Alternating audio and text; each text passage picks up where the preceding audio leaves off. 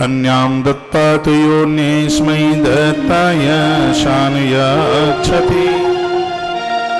पुरुषों के लिए कहा गया है कि जिस कन्या के माता पिता विवाह करने को राजी न हो, ऐसी जगह पर उस पुरुष को चाहिए कि वो जबरदस्ती ना करे, वहां से बिल्कुल हट जाए। ऐसा संबंध नरकगामी बना देता है। ऐसा गुरुदेव बृहस्पति जी ने देवराज इंद्र को ये बात कही। पितृनुज्ञा, अनुज्ञा पितृ, पिता की आज्ञा नहीं है। इसमें तो ये वर्णन किया गया है, एक बार के लिए मां की आज्ञा भले ही हो जाए, लेकिन जब तक पिता की आज्ञा भी न हो तब तक उस कन्या को उधर जाने का अधिकार नहीं है। उसमें पिता की आज्ञा, वैसे तो ग्रंथ में ही लिखा है 3 की और 1, 4 की आज्ञा का होना बहुत ज्यादा संबंध में जरूरी है। एक पिताजी की आज्ञा, माँ की आज्ञा, बड़े भाई की आज्ञा और मामा की आज्ञा, ये 4 की अनुमति से संबंध हो, वो संबंध बड़े फलीभूत होते हैं। कभी भी बेटी के लिए आप घर देखने के लिए जाते हैं तो उसमें इन 4 का संतुष्ट होना बहुत ज्यादा जरूरी है। माँ, पिता, ज्येष्ठ भ्राता और मामा,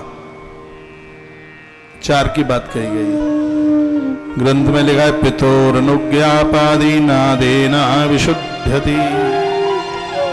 वह संबंध जब तक शुद्ध हो ही नहीं सकता जब तक उसमें पिता की अनुमति ना हो, पिता की आज्ञा ना हो। कितनी मजबूत मजबूत बातें बताई जा रही हैं, आनंद हो रहा है।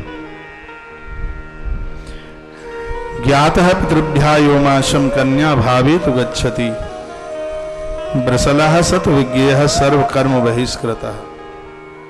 माता पिता की आज्ञा के बिना जो संबंध हुए हैं और जहां संतान हुई है, वृषलः सत विज्ञेयः सर्व कर्म बहिष्कृतः, वह औलाद सभी धर्म कर्म से बहिष्कृत है। और बेचारे उन बच्चों ने बिगाड़ा क्या, लेकिन दंड उनको भी भोगना पड़ रहा है। वह स्त्री पुरुष तो बैठ ही नहीं सकते पूजा पाठ में, धर्म यज्ञ में, लेकिन दोष उनकी संतान के लिए भी हो जाता है।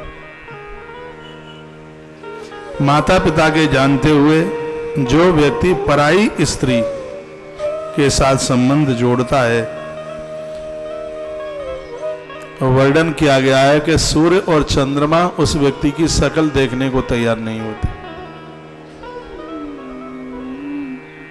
सूर्य चंद्रमा ऐसे स्त्री पुरुष को देख करके लज्जित होते हैं।